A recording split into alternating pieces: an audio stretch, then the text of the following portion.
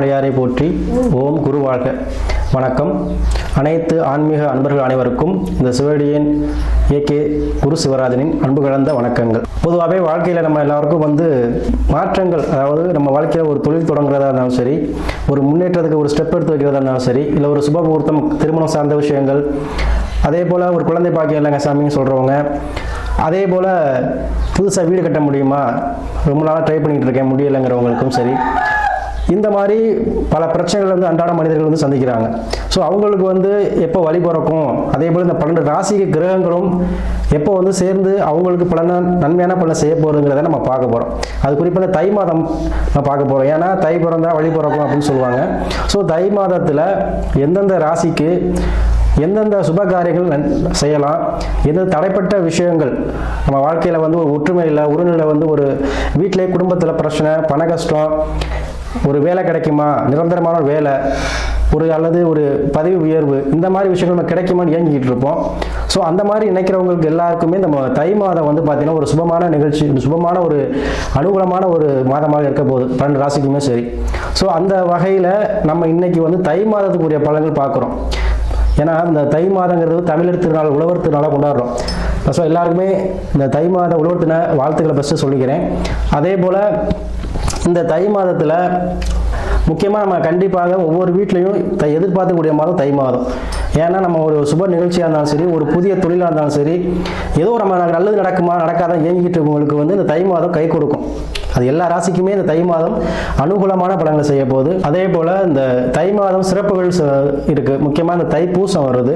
அதாவது பார்த்திங்கன்னா பௌர்ணமி அன்னைக்கு தான் இந்த தைப்பூசம் வருது. தை மாதம் 18ஆம் தேதி ஞாயிற்றுக்கிழமை வருது. ஸோ அனைத்து ராசினருமே சரி இந்த தைப்பூசத்துக்கு ஒரு தடவையாச்சும் இந்த முருகப்பெருமான், சிலவங்க பழனிக்கு தான் போகணும், திருப்பரங்குன்றம் போகணும், திருச்செந்தூர் போகணும் அப்படின்னு நினைப்பீங்க. அதெல்லாம் இல்லை. உங்களுக்கு அருகில் இருக்க எந்த ஒரு முருகன் கோயிலாக இருந்தாலும் சரி போயிட்டு நீங்கள் வழிபாடு செய்வது நல்லது. ஏன்னா தைப்பூசத்துக்கு அவருடைய அருள் பரிபூர்ணமாக கிடைக்கும். அதே போல் ஒவ்வொரு ராசிக்கும் ஒரு முருகத்தலம் இருக்குது. இருந்தாலும் மேக்ஸிமம் போக முடியாதானே நான் அந்த 12 ராசி சொல்லையில் சொல்கிறேன். அப்படி போக முடியாதவங்க கண்டிப்பாக அருகில் இருக்கக்கூடிய முருகங்களுக்காச்சும் கண்டிப்பாக போயிட்டு வரணும். போயிட்டு உட்காந்து அமர்ந்து சாமி கும்பிட்டுட்டு உங்களால் முடிஞ்சதை செஞ்சுட்டு வாங்க. ஒரு அர்ச்சனையோ இல்லை மாலையோ வாங்கி போட்டு வாங்க. அது மிக சிறப்பாக இருக்கும். எதுவுமே தை மாதம் வரக்கூடியது. ஏன்னா இப்போ மார்கழிலேருந்து வரக்கூடிய நாட்கள் ஒரு 6 மாதங்கள் பார்த்தீங்கன்னா பிரம்ம முகூர்த்த காலம்னு சொல்லுவோம். ஸோ அந்த பிரம்ம முகூர்த்த காலத்தில் நம்ம வழிபடுறது ஆன்மீகத்தில் போகிறவங்களும் சரி சூப்பராக இருக்கும். தெய்வ வழிபாடு பண்ணுறது அனுகூலமாக இருக்கும். ஏன்னா அந்த மாதம் தான் தேவர்களுடைய கண் விழிக்கக்கூடிய மாதம். ஸோ அவங்களுடைய அருளாசி உங்களுக்கு எல்லாருக்கும் கிடைக்கும். அதுவும் கலியுக கடவுள் முருகப்பெருமானுடைய ஆசி கிடைக்கணும்னா கண்டிப்பாக தைப்பூசத்துக்கு போங்க. அதே போல் இந்த மாதத்தில் சுப முகூர்த்த தினங்கள் நிறையா இருக்குது. பார்த்தீங்கன்னா தை மாதம் 14ஆம் தேதி ஒரு முகூர்த்தம், தை 23 ஒரு முகூர்த்தம், தை மாதம் 25 ஒரு முகூர்த்தம் இருக்குது. சரிங்களா? இதெல்லாம் சுப முகூர்த்த தினங்கள். இந்த நாட்களை பயன்படுத்தி உங்களுடைய எந்த ஒரு சுப காரியங்களும் செய்யுங்க, சிறப்பாக இருக்கும். அதே போல் இந்த தை மாதத்தை பொறுத்த வரைக்கும் எல்லாருக்குமே ஒரு மகிழ்ச்சி, எப்படி பொங்கல் பொங்குதோ அது மாதிரி எல்லா குடும்பத்திலையும் மகிழ்ச்சி நிறைந்த ஒரு மாதமாக கண்டிப்பாக எல்லாருக்கும் அமைக்கும். நம்ம ஒவ்வொரு ராசிக்கு உள்ள பலனை நம்ம வரிசையாக ஒன்றா பார்ப்போம். இப்போ மீன ராசிக்கு தை மாத பலன் எப்படி இருக்குன்னு பார்க்க போகிறோம். பொதுவாக மீன ராசி பார்த்தீங்கன்னா பொதுவாகவே சுறுசுறுப்பாக இருக்கக்கூடியவங்க, எந்த விஷயத்துலையுமே சுறுசுறுப்பாக இருப்பாங்க. அதே போல் ஒரு தடவை 2 தடவை யோசிக்கக்கூடியவங்க, எதையுமே ஒரு ஒரு மைண்ட் செட் பார்த்தீங்கன்னா எதை யாரும் நம்பக்கூடிய ஒரு தன்னம்பிக்கை நம்பக்கூடியவங்க. ஸோ அவங்களுக்கு பார்த்தீங்கன்னா இந்த தை மாதம் ஒரு சிறப்பான பலனை செய்யிருக்கு. ஒரு ராசின்னு சொல்லக்கூடிய குரு பகவான் வக்கரம் பெற்றாலும் இருக்கார். ஸோ வக்கரபலம் பெறுவது நல்ல விஷயம். ஏன்னா நிறைய விஷயத்தில் ஏமாந்துருப்பீங்க. ஏன்னா மீனராசிக்கே உரியது. ஸோ இந்த வக்கர காலங்களில் நீங்கள் ஏமாற மாட்டீங்க.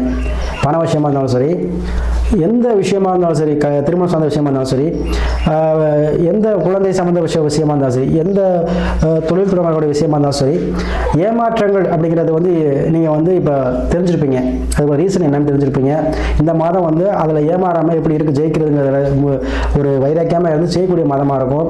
அது நாள காலம் இடம் சம்பந்தப்பட்ட பிரச்சனை, வீடு கட்டல பிரச்சனை, உறவிட பிரச்சனை, தாய்வழி உறவுல பிரச்சனை, உங்களுக்கே சில சமயம் சில பிரச்சனைகள் இதெல்லாமே இருந்தால் கூட இந்த மாதம் உங்களுக்கு பார்த்தீங்கன்னா அதையெல்லாம் சரி செய்யக்கூடிய மாதமாக இருக்கும். அதே போல் திருமணம் சார்ந்த விஷயங்கள், யாருக்கெல்லாம் கல்யாணம் பண்ணாமல் இருக்கீங்களோ சரிங்களா, ஏன்னா அவங்களுக்கு ஜென்ம சனி. ஸோ திருமணம் சார்ந்த விஷயங்கள், சுப காரியங்கள் ஜென்ம சனி நடக்கும். வளகாப்பு போடுறது, திருமணம் பண்ணுறது, இந்த மாதிரி விஷயங்கள் சுப நிகழ்ச்சிகள் கண்டிப்பாக இருக்கும். சுப செலவுகள் உங்களுக்கு இந்த மாதம் நடக்கும். அதே போல் யாருக்கெல்லாம் மறுமணம் விஷயம் சார்ந்த விஷயங்கள் வந்து நடக்கணும்னு நினைக்கிறீங்களோ அவங்கள மறுமணம் சார்ந்த விஷயங்கள் நடக்குங்க. அது குழந்தை பாக்கியம் இதெல்லாம் சொல்லவே வேண்டாம். நீங்கள் உங்கள் லக்னாதிபதி குரு, ஸோ உங்கள் குழந்தை பாக்கியம் கண்டிப்பாக அந்த கைமேல் பலன் அந்த மாதம் கிடைக்கும். அதே போல் இந்த மாதத்தில் பார்த்தீங்கன்னா லாபஸ்தானத்தில் உங்களுக்கு சூரியன், சுக்கிரன், புதன், செவ்வாய் உச்சம் பெற்றிருக்கிறார். ஸோ லாபஸ்தானத்தில் 4 கிரகங்கள்.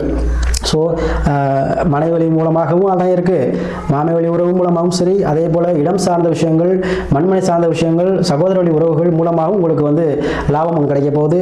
அரசு சார்ந்த விஷயத்தில் யாருக்கெல்லாம் வந்து புதிதாக ஒரு தொழில் தொடங்கணும், அரசு டென்ட் கிடைக்குமான்னு சொல்லக்கூடியவங்க, அரசு சார்ந்த உயர் பதவி கிடைக்குமான்னு சொல்லக்கூடியவங்க, சம்பள எதிர்பார்க்கக்கூடியவங்க, டிரான்ஸ்ஃபர் எதிர்பார்க்கக்கூடியவங்க, இவங்க எல்லா விஷயமே உங்களுக்கு இந்த மாதம் வந்து கிடக்கும். இதை மட்டும் நீங்கள் வந்து கொஞ்சம் தைரியமாக தன்னம்பிக்கையாக செயல்படணும் சரிங்களா. நீங்கள் இந்த ஒரே ஒரு காரணம் என்னென்னா, நீங்கள் உங்களுக்கு தன்னம்பிக்கை தைரியத்தோட நீங்கள் இந்த மாதம் செயல்பட வேண்டிய காலகட்டம்.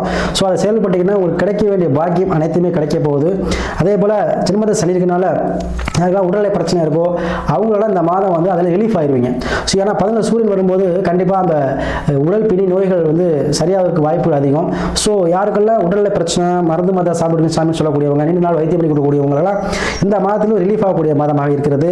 அதே போல் நீங்கள் எதிர்பார்த்த ஒரு தன வரவு, தன பாக்கியம் இந்த மாதத்தில் உண்டு. ஏன்னா லாபஸ்தானத்தில் இருக்க எல்லா 4 கிரகங்களால லாபத்தை நோக்கிய பயணமாக உங்களுடைய பயணம் இருக்கும். அதிர்ஷ்டம் கிடைக்கக்கூடிய மாதமாக இந்த மாதம் இருக்கும். திடீர் பணவரவு, திடீர் வேலைக்காக செல்வது, ஏதோ சில திடீர் நடக்கக்கூடிய அமைப்பு இந்த மாதத்தில் இருக்கும் சரிங்களா. உங்களுக்கு சொந்தமாக வீடு கட்டணும் அப்படின்னு நினைக்கக்கூடியவங்க, சொந்தமாக ஒரு வீடு வாங்க நினைக்கக்கூடியவங்க இந்த மாதம் வாங்குவீங்க. அதே போல் உங்களுடைய ராசிக்கு 5ஆம் சந்திர பகவான் வருவதனால கண்டிப்பாக உங்களுடைய எண்ணங்கள், நீங்கள் என்ன நினச்சிட்டீங்களோ அதெல்லாம் ஈடேறக்கூடிய மாதமாக இருக்குது. அதே மாதிரி நீங்கள் ஒரு கல்வி நிலையங்களில் வேலை பார்க்கக்கூடிய அமைப்பு, யாரெல்லாம் கல்வி நிலையங்கள் வைக்கணும், சொந்தமாக பிஸ்னஸ் பண்ணணும், வீடு ரியல் எஸ்டேட் பண்ணக்கூடியவங்களுக்கு இந்த மாதம் அதிக வருமானத்தை கொடுக்கக்கூடிய மாதமாக இருக்கும்.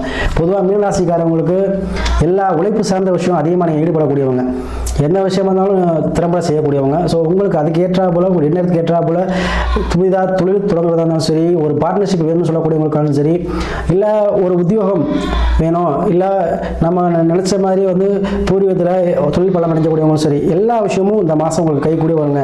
ஏன்னா ஜென்மசனி வரும்பொழுது சுப காரியங்கள் கண்டிப்பாக நடக்கும், திருமணம் சார்ந்த விஷயங்கள் நடக்கும். அதே போல் உங்கள் மீனராசி அன்பர்களுக்கு இந்த மாதத்தில் தைப்பூசம் அன்னைக்கு அருகிலுள்ள முருகன் கோயில், அதாவது கடற்கரை சார்ந்த முருகன் கோயில் திருச்செந்தூர் போயிட்டு வாங்க, கண்டிப்பாக நல்லாயிருக்கும். எல்லா பிரச்சனையும் தீர்வு கிடைக்கும். அதே போல் இந்த ஒவ்வொருத்தருக்கும் ஜாதகமும் விதி ஜாதகம் ஒன்று இருக்குது. ஸோ அதில் தசாபுத்தி, அது நல்ல நேரம் எப்போ வருது, என்ன கிரகம் நடத்திக்கிட்டு இருக்கு அப்படி பார்த்து முடிவெடுங்க. எல்லா விஷயமும் நான் கைக்கூடி வரும்.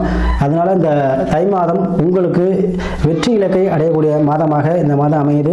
ஸோ அதை பயன்படுத்திக்கோங்க. எல்லா விஷயமும் உங்களுக்கு இந்த மாதத்தில் கூடிய வரும். 12 ராகு இருக்கிறனால ஒரு 2 பிஸ்னஸ் பண்ணக்கூடிய அமைப்பு, 2 லக்கில் பிஸ்னஸ் பண்ணக்கூடிய அமைப்பு கண்டிப்பாக கொடுத்துருவார். ஸோ அதே போல் மக்கள் தொடர்பு, மகாஜன தொடர்பு இதெல்லாம் ஏற்படுங்க. அதே போல் வெளிநாட்டு பயணங்கள் உங்களுக்கு கண்டிப்பாக இந்த மாதம் கிடைக்கும். அதே போல் 6ல் கேதுக்கால எதிரிகளை வெல்லக்கூடிய தன்மையும் இந்த மாதத்தில் கிடைக்குதுங்க. ஸோ சித்தர் வழிபாடு, ஜீவசம வழிபாடு பண்ணிங்கன்னா எதிரில் வெல்லக்கூடிய தன்மையை இந்த மாதத்தில் கொடுக்கும். ஸோ முருகன் திருச்செந்தூர் போயிட்டு வாங்க, கண்டிப்பாக உங்களை ஏற்றவங்களாம் அடங்கி போய் உங்கள்கிட்ட வந்து சரணாகதி அடையக்கூடிய மாதமாக இந்த மாதம் அமையும்.